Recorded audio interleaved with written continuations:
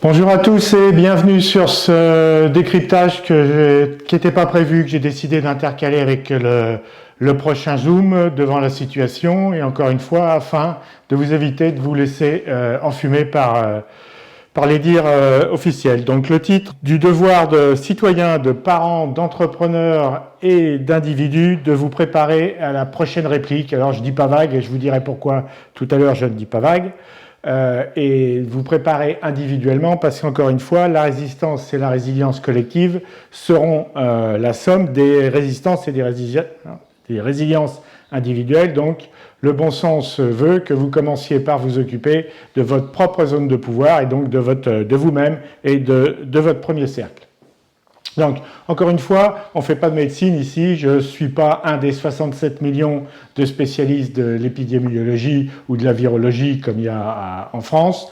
Le job des épidémiologistes, c'est de la science. Bon, ça a été un peu dommage que les débats se déroulent sur les plateaux télé. La science, ça évolue par la confrontation des idées, mais jusqu'à présent, ça se faisait dans les labos. Là, ça a été un peu anxiogène de les voir d'accord, pas d'accord à la télé. Et je ne parle pas de ceux qui ont fait le choix de troquer le serment d'Hippocrate contre un serment d'allégeance en faisant le choix de passer de la médecine à la politique et en choisissant les casquettes selon les moments et selon ce qui les arrange.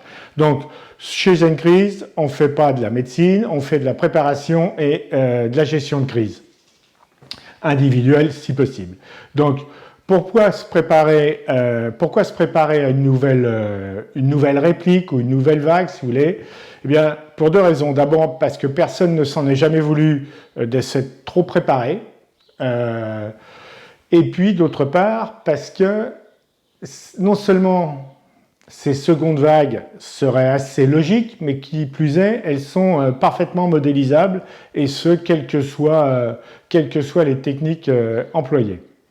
Donc, des répliques et des vagues, des nouvelles vagues, d'une part parce que la première n'est pas finie, malgré le discours de satisfaction de notre président de la République, selon qui le pays aurait résisté grâce à l'organisation, grâce encore une fois à la verticalité et à l'État. C'est faire fi de toutes les petites mains, c'est oublier de toutes les petites mains et de ceux qu'on a appelés ceux qui étaient au front. C'est faire fi du scandale des masques, des deux scandales des masques et des mensonges. C'est faire fi des infirmières qu'on a vu aller travailler avec des sacs poubelles en guise de surblouse. C'est faire fi de la vérité tout simplement. Et d'autre part, c'est nous faire croire que la technostructure ici présente, que la technostructure qui date pas de son gouvernement, c'est pas forcément à lui que je fais des reproches, puisque c'est le fruit de 50 ans en gros, depuis l'élection de Georges Pompidou, qui a vu l'arrivée des banquiers au pouvoir, ou la prise de pouvoir par les banquiers, même s'ils l'avaient déjà, ça s'est officialisé, et cette technostructure très centralisatrice, avec la guerre des clans, la guerre des chefs, engendré des mensonges et des blocages, et à consommer toute son énergie habituelle à bloquer le système. La diapo que je vous présente ici, c'est tout simplement, je l'ai déjà utilisée, mais on m'avait reproché de ne pas vous avoir laissé suffisamment de temps pour la voir, c'est tout simplement l'organisation des agences régionales de santé et de tout le système qui gravite autour de la santé. Alors, je ne sais pas et je ne sais plus à qui je l'ai emprunté, je l'ai trouvé en ligne, je remercie la personne d'avance, mais on voit bien qu'on est face à un machin, comme aurait dit De Gaulle, qui ne peut pas fonctionner. Il faut avoir travaillé un peu dans les organisations pour savoir que ça ne fonctionne pas. Donc, il y a un professeur de médecine, le docteur Christian Perron, qui vient de publier cet excellent bouquin, Y a-t-il une erreur qu'ils n'ont pas commise? Alors, Christian Perron, c'est celui qui a nommé professeur Jérôme Salamon, qui est le directeur général de la santé. Donc, évidemment que cette crise, non seulement elle était prévisible, mais elle était prévue. Pas que par moi, mais par un tas de scientifiques, des revues, des articles, des alertes. Je ne parle pas de l'OMS qui est, voilà, c'est l'OMS. Il y en a eu des dizaines et des centaines, et d'autre part parce qu'elle est logique. Mais encore une fois, elle était parfaitement prévisible, et je vais faire un parallèle, comme était prévisible et prévu d'ailleurs par les services de renseignement territoriaux, des événements de Dijon. Il suffisait pour ça de lire les excellents livres de Laurent Oberton, mais plein d'autres. Et donc, de la même façon que pour les événements de Dijon, la seule chose qui n'était pas prévisible, c'était quand. Voilà, quand et éventuellement comment. Mais encore une fois,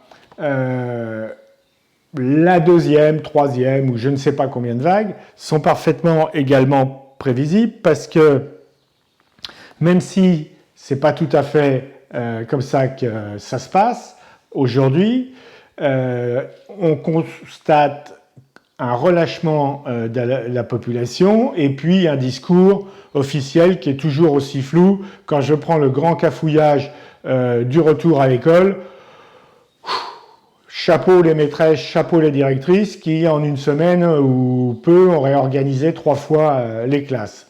Donc, par ailleurs, elles sont prévisibles, tout simplement parce que même si ces deuxièmes vagues ne sont pas arrivées, contrairement au tsunami social qui était annoncé, ces deuxièmes vagues sont parfaitement logiques parce que la pandémie est en train de reprendre du poil de la bête, si je puis m'exprimer ainsi, partout dans le monde. Il n'y a qu'à regarder ce qui se passe en Chine, en Israël, en Iran, bon, les USA, admettons, mais également en France.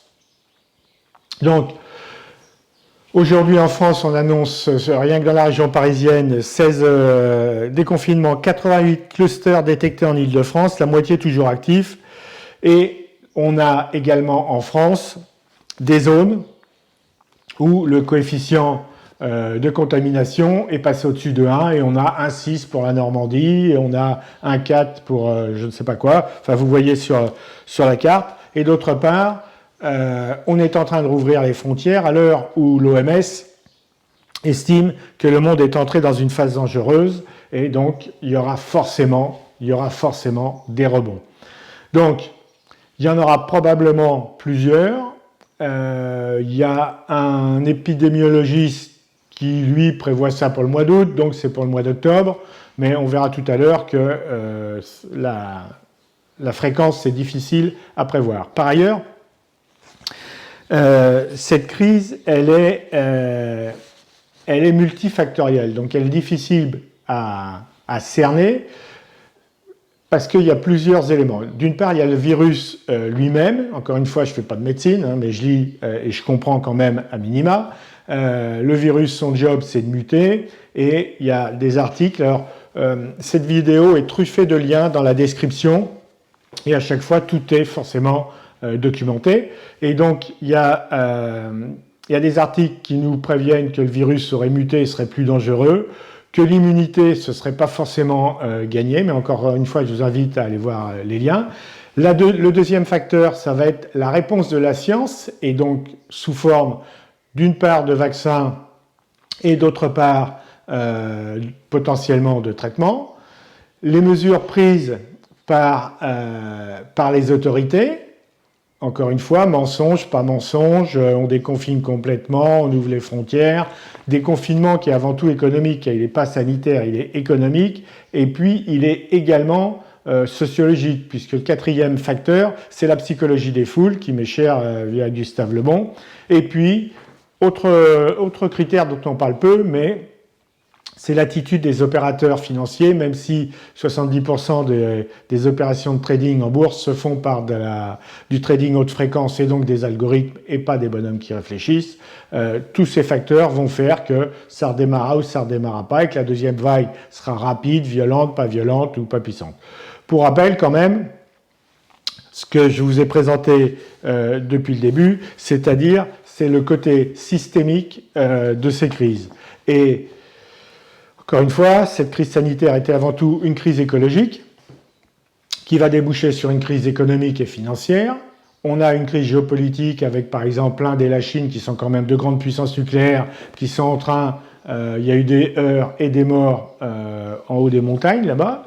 Et puis, derrière, on a la crise sociale qu'on ressent bien tous les week-ends avec des mouvements qui sont plus ou moins dérivés. Alors, le problème de ce côté systémique, c'est qu'effectivement, on peut rentrer par n'importe quel angle. Donc, le déroulement d'une crise, pareil, qu'on avait déjà évoqué. Donc, il y a d'une part un terreau fertile, avec un élément déclencheur qui est en rapport ou pas avec la crise, et là, il y a la montée au paroxysme, et puis derrière, soit on redescend tranquillement, et on revient vers une situation normale, mais la situation d'après ne sera jamais la même que celle d'avant, ou bien on a affaire à une surprise qui devient potentiellement une surcrise. Donc aujourd'hui, je ne sais pas si on est ici ou si on est un peu plus loin. Il y a également, puisqu'on est dans la partie modélisation, il y a également un autre modèle qui me plaît bien, qui fonctionne en économie, en finance, qui fonctionne sur les sciences sismiques, sur les cycles d'innovation, qui est le modèle des répliques. Et donc là, on voit bien, pareil, on a un élément déclencheur, et puis on monte sur une crise aiguë, derrière on redescend, et puis on a potentiellement 1, 2, 3 répliques qui s'inscrivent dans un range baissier, souvent, et la fréquence est variable. Alors encore une fois, il y a plein de paramètres, et puis potentiellement, un jour ou l'autre, soit parce qu'on a un vaccin, soit parce que le virus décide de vivre sa vie de virus et disparaît quasiment, ou pas complètement, mais en tout cas, il passe en dessous du seuil épidémiologique et éventuellement en dessous du lobe radar. Donc, ça, c'est la situation potentielle, mais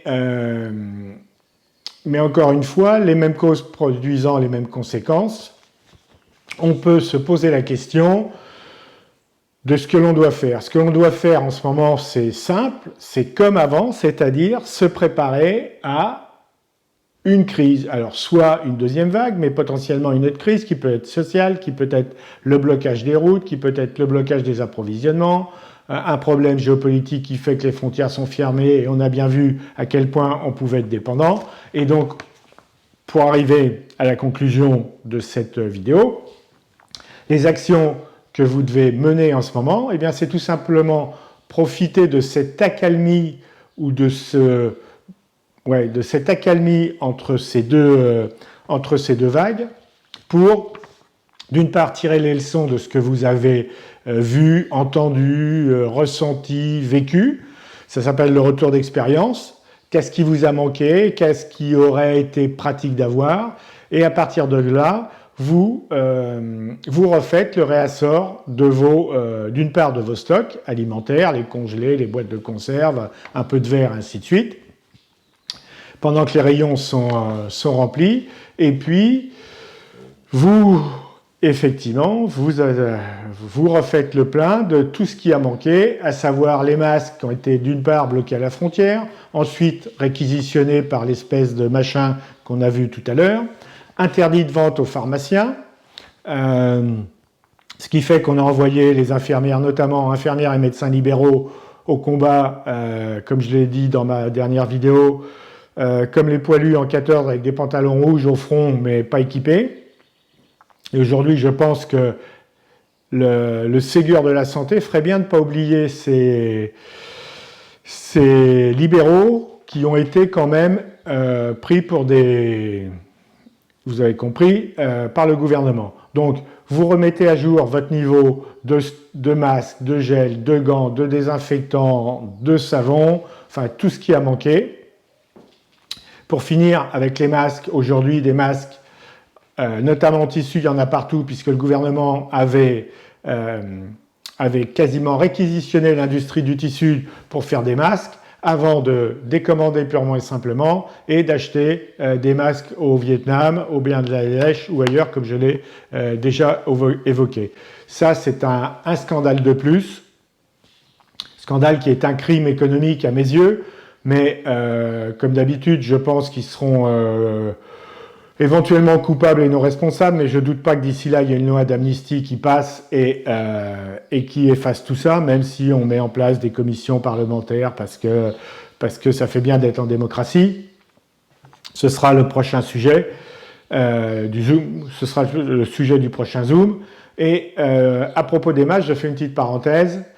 Hormis les usages médicaux, pour moi, le masque jetable aujourd'hui est une ineptie économique en termes de coût de revient à l'usage, et d'autre part, c'est une véritable insulte de plus à Dame Nature, parce que ça pollue, ça met 450 ans à se détruire quand ils finissent pas brûler dans les incinérateurs, et par ailleurs, hier, j'ai aperçu 2 masques jetables qui ont été effectivement jetés sur un manège d'enfants dans une galerie commerciale, puisqu'il faut bien retourner faire le plein de temps en temps, et ça me rappelle un roman de Boris Vian où on payait des gens pour ramasser les déchets des autres, et c'était une façon pour la population de se dégager. On paye, et puis il y en a d'autres, parce que les masques qui sont potentiellement contaminés et qu'on ne prend pas soin de mettre dans un sac plastique, de fermer proprement, ainsi de suite, il y a bien quelqu'un qui va le ramasser, et ce quelqu'un, potentiellement, ce sera une des victimes de l'inconscience collective, en plus de la médiocrité de notre gouvernement. Donc, posez-vous les bonnes questions pendant ce répit. Je ne sais pas si ça reviendra pas, si ce sera le 15 août, fin octobre ou pas du tout, mais posez-vous les bonnes questions. Et dans ma dernière vidéo que j'avais intitulée « Osez déposer le bilan », ça concernait à mes yeux autant les entrepreneurs que l'individu. Posez-vous les bonnes questions, tirez les leçons de la pandémie et du totalitarisme qui nous attend, qui est en train de venir, comme toutes les situations de crise, et j'en parlerai la prochaine fois, les attentats ont généré des mesures d'exception que l'on retrouve également pendant cette crise du Covid et qui ne manqueront pas de passer dans le droit commun. Tirer les leçons de cette pandémie, du totalitarisme qui touche les gens qui sont touchables, c'est-à-dire qui touche les gens qui payent des impôts, qui payent des PV quand ils roulent à 112 sur la voie express au lieu de 110. Par contre, les rodéos et les règlements de compte à hockey choral dans les banlieues, même prévu, ça passe. Et généralement, les forces de l'ordre avaient comme consigne de ne pas trop aller vérifier les Ausweis qu'on nous demandait pour pouvoir dépasser de chez nous d'1 kilomètre. Donc, encore une fois, un homme est la somme de ses actes et de ses décisions. C'est le moment de réfléchir et de vous poser les questions. Et pour reprendre Raymond Aron, qui, contrairement à Marx, disait que l'histoire n'est pas déterminée à l'avance, mais ce sont les hommes qui l'écrivent. Et je rajouterais humblement qu'ils l'écrivent individuellement et collectivement. Voilà, je vous remercie. C'était peut-être un coup de gueule plus qu'un décryptage, mais profitez de ce moment, posez-vous les bonnes questions. Et encore une fois, le pire n'est jamais sûr, surtout quand on y est préparé. Merci, à la prochaine.